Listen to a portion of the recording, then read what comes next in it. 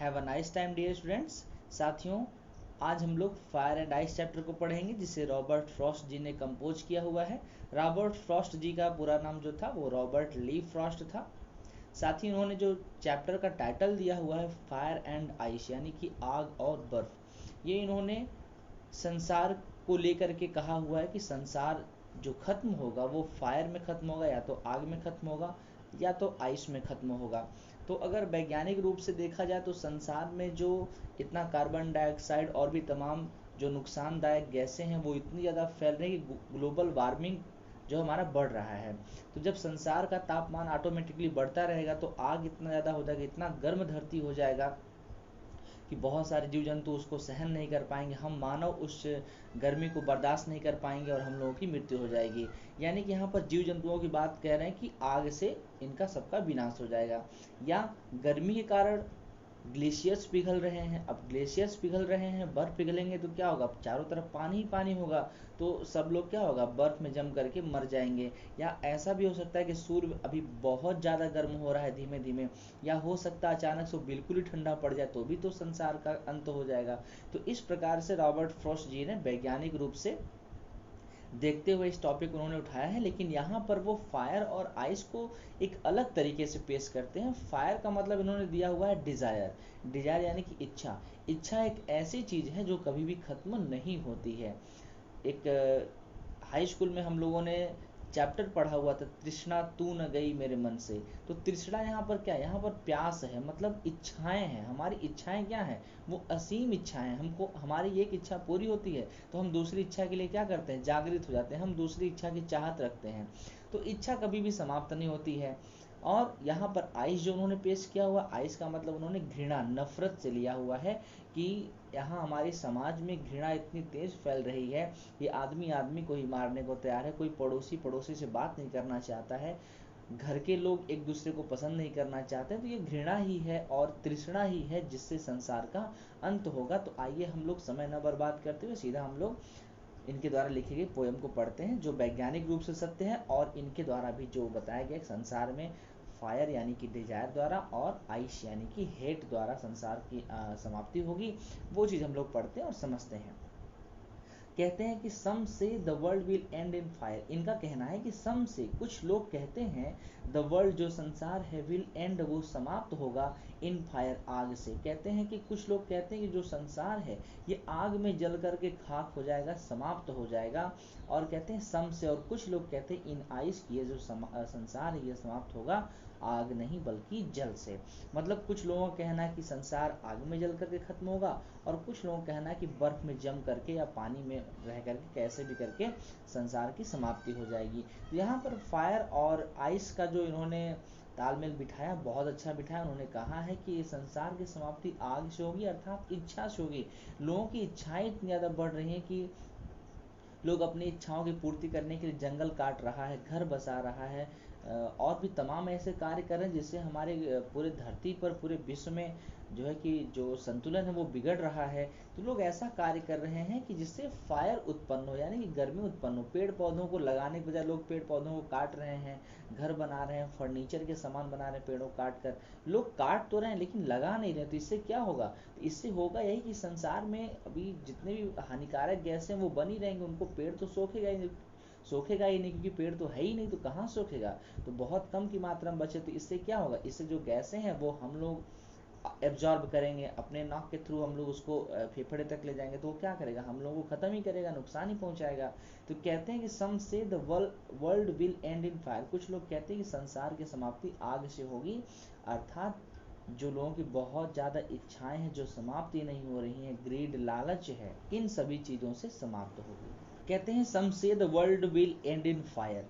यहाँ पर फायर का जो अर्थ है वो कई सारा अर्थ है। यहाँ पर डिजायर भी है, डिजायर यानी कि इच्छा, ग्रीड यानी कि लालच, एवेरिश यानी कि लोभ, लस्ट यानी कि हवस। तो इतनी सारी चीज़ें हैं जिनकी यहाँ पर कवि ने फायर से तुलना किया हुआ है।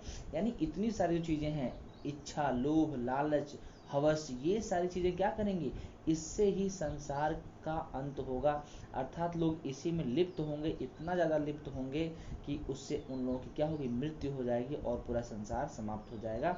और सम से इन आइस, कुछ लोग कहते हैं कि संसार का अंत किससे होगा, बर्फ से होगा, यानी कि जल से होगा।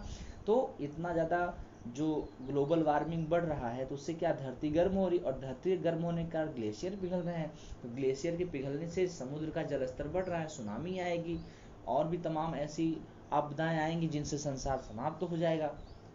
आगे देखते हैं, कहते हैं फ्रॉम व्हाट, जिन चीज़ों से, आई हैव टेस्टेड, मैंने अनुभव किया है, ऑफ डिजायर, इच्छा की, कहते हैं इच्छा से जिन जिन चीज़ों को मैंने अभी तक अनुभव किया है, कहते हैं उस अनुभव के बाद I hold with those, I hold, मैं खड़ा रहता हूँ, विद दोज, उन लोगों के साथ, who favour fire, who favour, जो पक्ष लेते हैं फायर यानी आग का। कहते हैं कि मैंने इच्छाओं से जिन जिन चीज़ों का अनुभव किया है, मतलब मेरे अंदर जो इच्छाएं थी, उन इच्छाओं से मैंने जितनी चीज़ों का अनुभव किया है, उस अनुभव के बाद कहते हैं कि मैं उन लोगों के साथ खड़ा रहता हूँ जो लोग आग का पक्ष लेते हैं। मतलब जो लोग कहते हैं कि संसार का अंत लोभ, लालच और इच्छा, हवस, इन चीज़ों से संसार का अंत होगा, जो लोग ये बात कहते हैं मैं उन्हीं के साथ खड़ा रहता हूँ, मैं उन्हीं का पक्ष लेता हूँ जो लोग ऐसी बातें करते हैं कि संसार का अंत आग से होगा। फिर से देखिए, कहते हैं सम से the world will and in fire, कहते हैं कुछ लोग कहते हैं कि संसार का अंत आग से होगा, यानी कि डिजायर, इच्छा से होगा, ग्रीड, लालच से होगा, अवैरिश यानी कि लोभ से होगा, और लस्ट या हवस से होगा। कुछ लोग कहते हैं कि संसार का अंत इन चीज़ों से होगा, एंड सम से इन आइस, और कुछ लोग कहते हैं कि संसार का अंत बर्फ से होगा, यानी कि घृणा से होगा, नफरत से होगा, ईर्ष्या, जलन से होगा, है ना, जेलसी, इन सारी चीज़ों से संसार का अंत होगा। कुछ लोग कहते हैं कि एंड इन फायर, और कुछ लोग कहते हैं एंड इन आइस।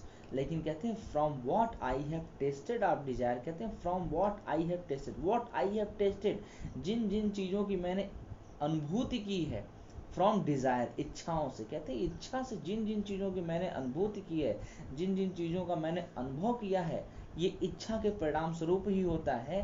तो कहते हैं उस अनुभव के बाद आई होल्ड विद दोज, मैं उनके साथ खड़ा होता हूँ, हु फेवर फायर, जो आग का पक्ष लेते हैं, जो आग का फेवर करते हैं, जो कहते हैं कि संसार का डिजायर से होगा, इच्छा से होगा, ग्रीड, लालच से होगा, अवैरिश, लोभ से होगा, लस्ट यानी कि हवस से होगा। जितने लोग कहते हैं कि इन चीज़ों से संसार का अंत होगा, तो जितनी चीज़ें मैंने डिजायर से अनुभव की हैं, जितनी चीज़ मैंने इच्छा से अनुभव किया है, कहते हैं कि मैं उन्हीं के साथ फिर पक्ष लेता हूँ।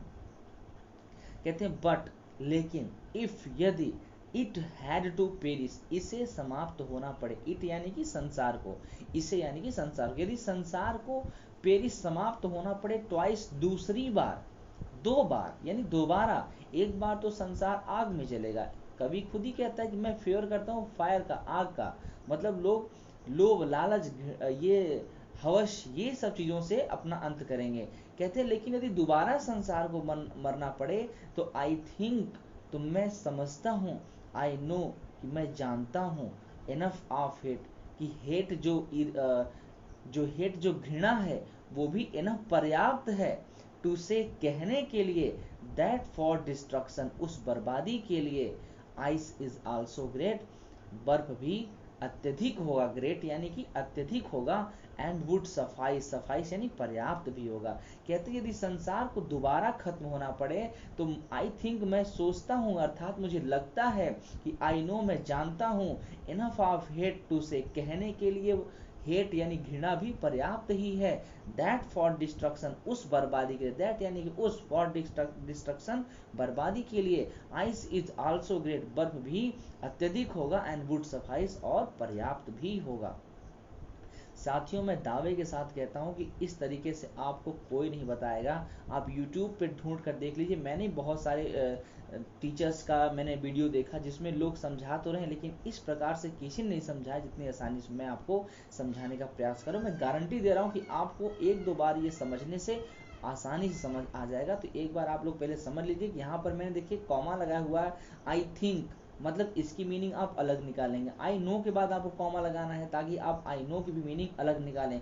इनफ ऑफ हेट टू से, टू से के बाद आपको कॉमा लगाना है, क्योंकि टू से कहने के लिए, इनफ ऑफ हेट घृणा पर्याप्त है, ये बताने के लिए आपको कॉमा लगाना पड़ेगा। क्योंकि कहाँ कहाँ कॉमा लगाना है वो तो रॉबर्ट ली फ्रॉस्ट जी ने तो लिखा ही नहीं कहीं कविता में, कहीं मार्क ही नहीं किया है। तो ऐसी कविताएं जिनमें शुरू से लेके अंत तक कहीं पर भी मार्क नहीं लगता है साथियों, उस कविता को हम कहते हैं इंजैबमेंट। क्या बोलते हैं? इंजैबमेंट, इंजैबमेंट। तो ये होता है साथियों आपका कविता जिसमें कहीं कोई मार्क नहीं होता है शुरू से लेके अंत तक, तो उस कविता को हम कहते हैं इंजैबमेंट।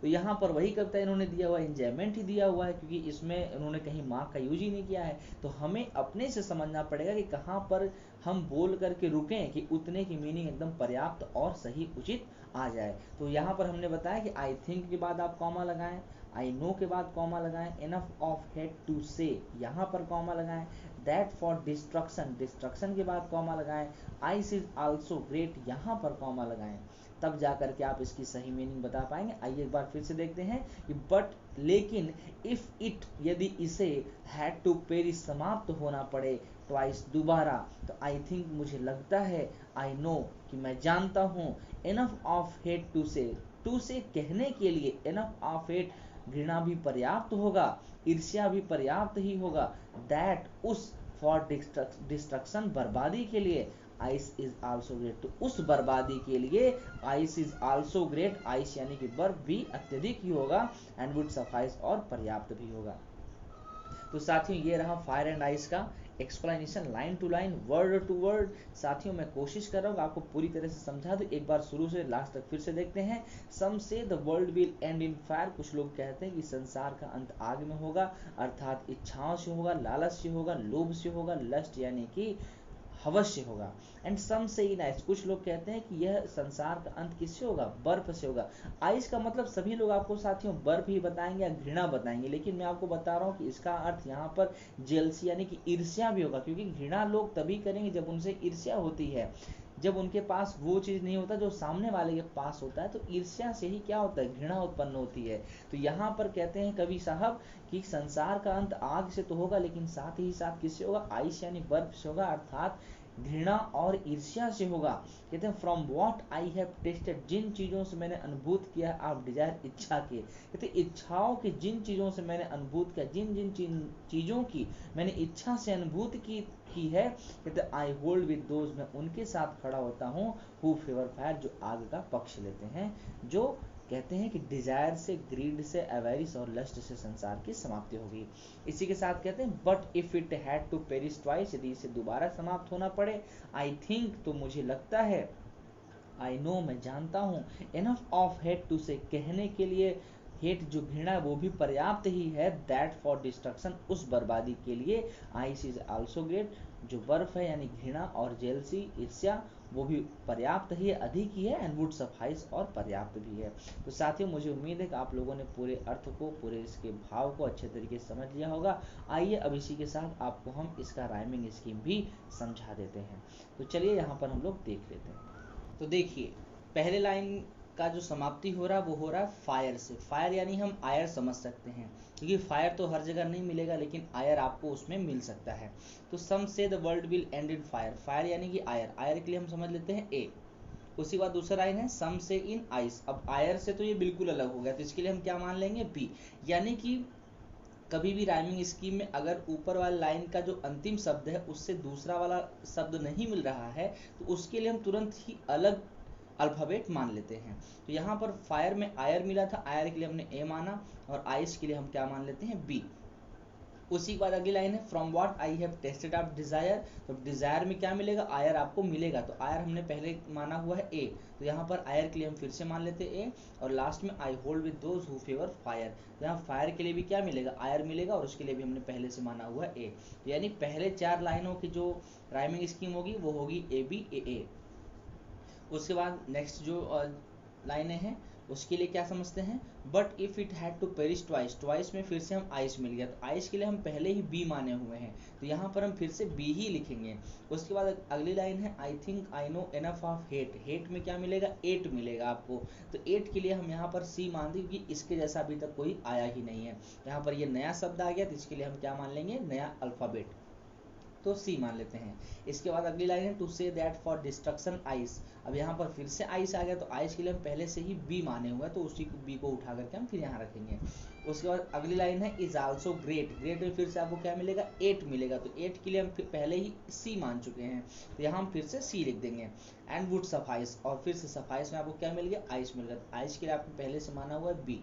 तो इसी प्रकार से ABCD हम नया मानते चले जाते हैं, लेकिन जो आपको शब्द पहले मिल चुका है उसके लिए आप सेम अल्फ़ाबेट रखेंगे, चाहे वो शुरू के लाइंस में मिले या लास्ट की लाइंस में मिले। जो आपने एक शब्द के लिए मान लिया वही अल्फ़ाबेट आप शुरू से अंत तक मानेंगे, और अगर आपको नए वर्ड मिल जाते हैं, नए शब्द मिल जाते हैं, तो आप उसके लिए अलग अलग अल्फ़ाबेट मानते चले जाएंगे।